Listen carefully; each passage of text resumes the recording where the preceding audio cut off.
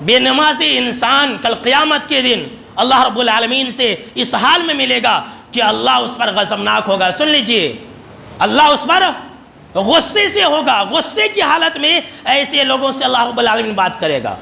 طبرانی کے حوالے سے آئیے ایک ایمان افروز واقعہ سن لیتے ہیں۔ حضرت عبداللہ بن عباس رضی اللہ تعالی عنہ کے بارے میں آتا ہے کہ آخری عمر میں ان کی آنکھ کی روشنی ختم ہو گئی۔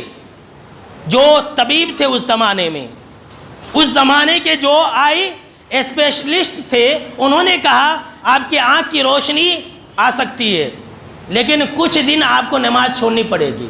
آسن اللہ کی پناہ، میں نماز چھوڑ دوں؟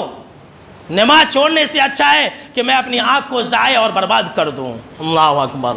کہا نماز چھوڑنے سے اچھا ہے، نماز کو ضائع اور برباد کرنے سے اچھا ہے کہ میری آنکھیں چلی جائے، مجھے آنکھ کی روشنی کی ضرورت نہیں ہے۔ سنو، اس لیے کہ میں نے جناب محمد عربی صلی اللہ علیہ وسلم کو یہ فرماتے ہوئے سنا ہے، من ترک الصلاۃ لقی اللہ وہو علیہ غضبان، کہ جس نے نماز کو چھوڑ دیا اور نماز چھوڑ کر کے مرا، بے نمازی کی موت مرا، تو ایسے انسان کی ملاقات اللہ سے اس حال میں ہوگی کہ اللہ اس کے اوپر غضبناک ہوگا۔ بے نمازی انسان کی جب ملاقات اللہ سے ہوگی تو اللہ رب العالمین ایسے انسان کے اوپر غصے کی حالت میں ہوگا۔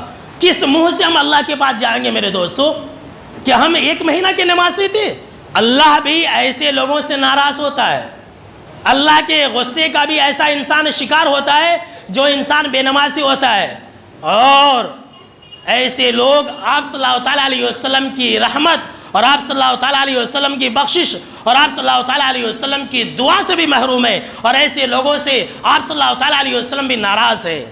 بہت ہی مشہور اور معروف بات ہے، بخاری کے اندر یہ حدیث ہے، جناب محمد عربی صلی اللہ علیہ وسلم نے فرمایا کہ میرا جی یہ چاہتا ہے، میں یہ ارادہ کرتا ہوں کہ جب اذان ہو جائے تو میں اپنی جگہ پر کسی صحابی کو امام بنا دوں تاکہ وہ لوگوں کو نماز پڑھائے، اور میں مدینہ کے گلیوں میں جا کر کے چکر لگاؤں، مدینہ کے گھروں میں جا کر کے دیکھوں کہ کون نماز کے لیے نہیں آیا ہے اذان ہونے کے بعد، اور میں ایسے لوگوں کو ان کے بیوی بچوں اور مال اور دولت کے سمیت آگ لگا دوں۔